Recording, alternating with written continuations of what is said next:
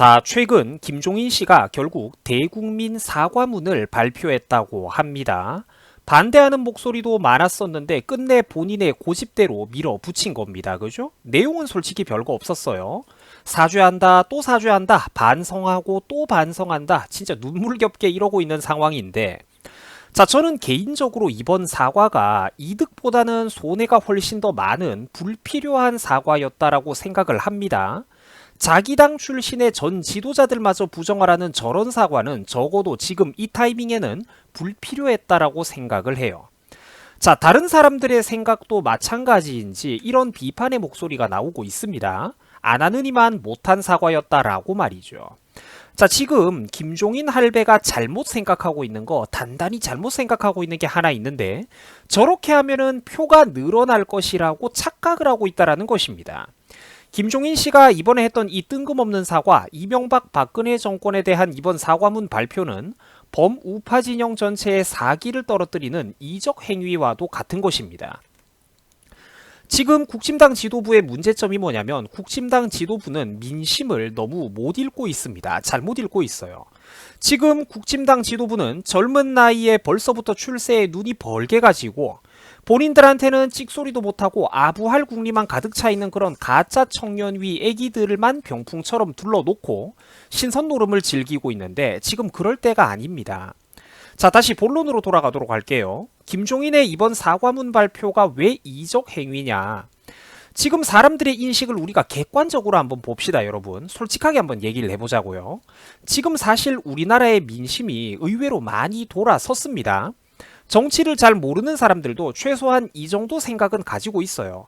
차라리 이명박 박근혜가 훨씬 나았다. 그때 그 시절이 훨씬 나았다라고. 최소한의 지능이 있는 사람들은 이런 생각을 하고 있습니다. 문정부는 지금 우리의 삶을 근본적인 부분부터 무너뜨리고 괴롭히고 있다라는 여론이 생각보다 많아요. 지금 반정부 여론이 분명히 민심이 상당히 많이 들끓고 있습니다. 부글부글 끓고 있어요.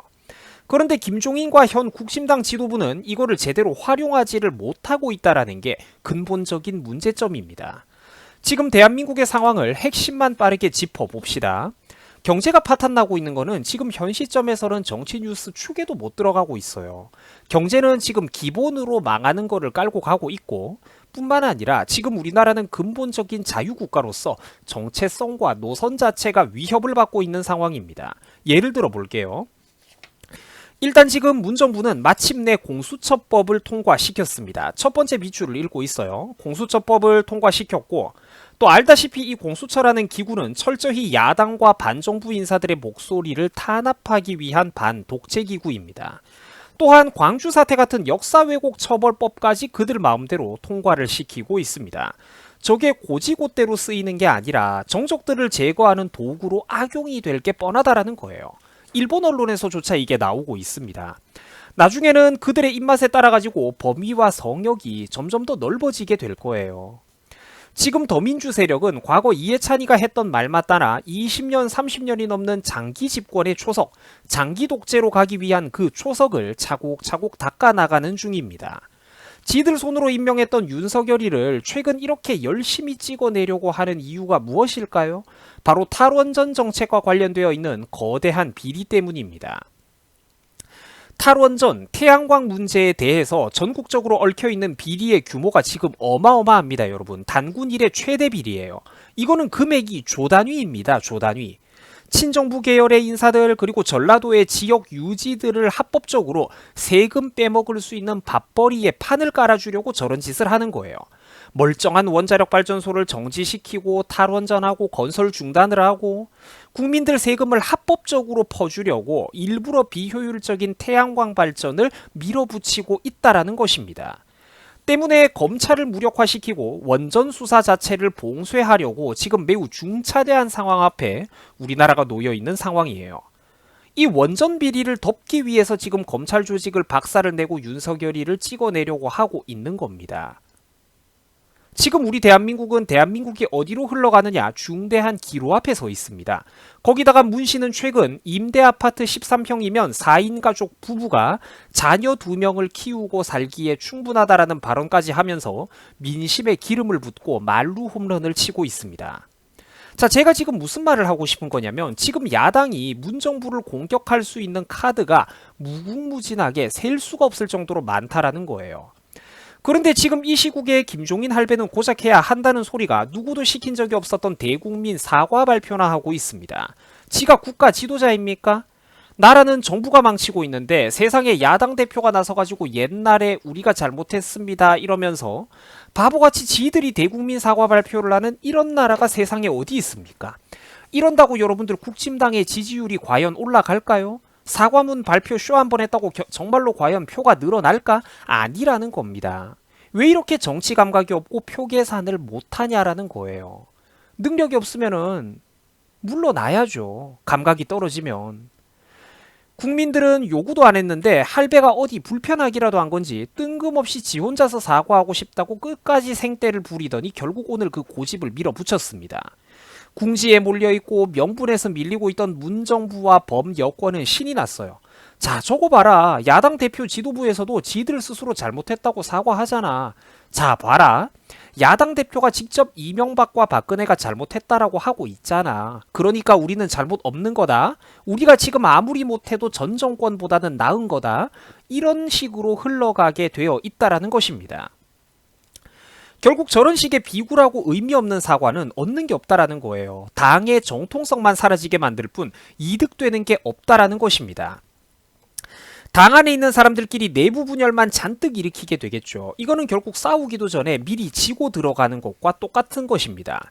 정통성이 없는 정당이라는 것은 프레임이 박히면은 아무것도 못하게 되는 거예요.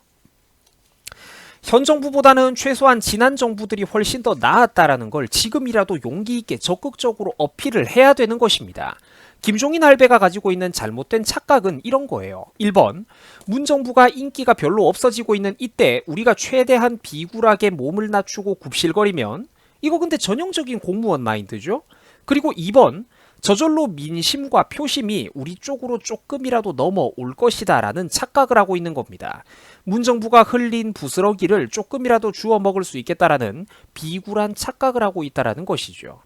하지만 국민들은 강한 리더, 확고한 대안을 원하고 있습니다. 확실한 대안을 원하고 있어요. 국힘당을 찍으면 왜 나라가 살아날 수 있는 것인지 이런 비전을 원한다라는 겁니다. 차별화에 실패했기 때문에 문정부의 지지율이 떨어져도 그게 국힘당으로 연결은 안 되는 거예요. 하지만 국힘당에 있는 사람들이 이걸 아느냐 모른다라는 거죠. 국힘당에 있는 수많은 가짜 엘리트들, 시험 치는 기계 같은 인생만 살아온 꼰대들은 진정한 우파 정당으로서의 철학도 소신도 용기도 없다는 게 문제입니다. 그놈의 극우 소리 듣는 게 그렇게 두려워가지고 나라를 위해서 반드시 필요한 정책들을 소신 있게 주장하기를 두려워합니다. 아니 사실 애초에 나라에 지금 뭐가 필요한지도 이 사람들도 솔직히 모르죠. 또 자기들 공천 못 받고 재선 못할까봐 할 말을 못한다라는 거예요. 이런 비겁한 태도들이 모여가지고 오늘날의 무기력한 전례가 없을 정도로 무능한 야당을 탄생시켰다라는 걸 이 사람들은 이해를 못합니다. 한평생 대접받고 엘리트 코스 기득권의 상하탑 꼭대기 위에 황금 욕조에 들어앉아서 헤엄을 쳐왔던 사람들이다 보니까 이 정치라는 무대가 실제로는 얼마나 살벌한 투쟁의 장인지 인기를 얻으려면 무엇을 어떻게 해야 되는지를 모르는 거예요. 그냥 고위공직자 의원 나부랭이 경력이 인생의 전부였던 애들이니까. 정치라는 무대가 실제로는 얼마나 살벌한 투쟁의 장인지 사실 이 사람들은 개뿔도 모른다라는 겁니다.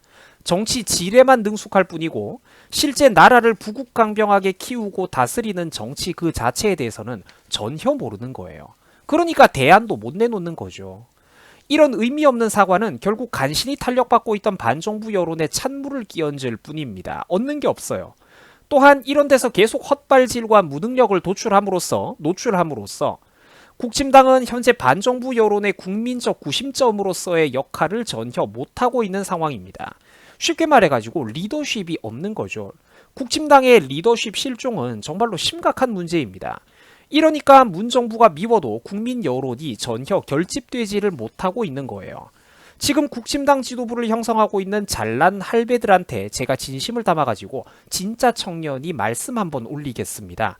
국힘당의 할배 여러분들, 당신들은 제발 좀 부끄러운 줄 알고 반성을 하셔야 됩니다.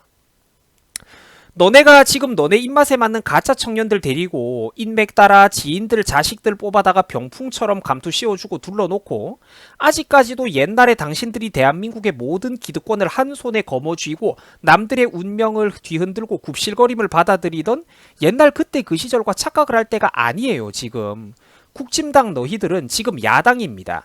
그리고 너희들의 무능력과 거듭된 오판으로 인해서 지금 대한민국의 방향성 자체가 흔들리게 생겼습니다. 야당 자체가 지금 공중분해 당하게 생겼어요. 국민의 짐당. 오죽하면 내가 이런 말을 하겠어요. 제발 좀 정신 차리고 부끄러운 줄 아시기 바랍니다. 국민들은 지금 문 씨의 13평 임대 아파트 4인 가족의 그 발언에 분노 중이고 차라리 이명박 박근혜 정권이 낫다라는 의식이 의외로 젊은 세대들을 중심으로 빠르게 퍼져나가고 있습니다. 제발 이런 기회를 국힘당 여러분들이 이용을 하세요. 내가 뭐 한 자리 달라는 것 아니잖아. 제발 좀 이런 거를 이용을 하라니까, 이런 기회를. 당신들 눈에는 이게 안 보이나? 문 씨는 이 와중에도 자기 명운이 걸려있는 원전 수사를 저지하려고 윤석열이를 찍어내려고 안간 힘을 쓰고 있습니다. 문재인이가 보여주고 있는 그 불도저 같은 추진력에 비하면 국힘당 당신들의 추진력을 보세요. 10분의 1도 안 되잖아. 이 중대한 상황에 정부 공격하기도 바쁜 판에 자발적으로 자기 당 출신의 전직 대통령들을 부정하고 사과하고 있는 이런 게 말이나 됩니까? 정치인으로서의 인기라는 거는 국힘당에 있는 엘리트 아저씨들이 단단히 착각을 하는 게 있는데, 정치인으로서의 인기라는 것은 자신감 있고 강력한 태도로 나라의 비전을 제시함으로써 저절로 민심과 인기가 나를 따라오게 만들어야 되는 것이지, 비굴하게 굽실거리고 땅바닥을 기면서 제발 좀 찍어주세요, 제발 좀 찍어주세요 이렇게 눈물 콧물 흘리고 표를 구걸한다고 인기가 얻어지는 게 아닙니다. 지금 김종인 씨가 보여주고 있는 이런 사과는 문정부의 정통성만 더욱더 강력하게 보강시켜줄 뿐입니다. 여러분 수고하셨습니다.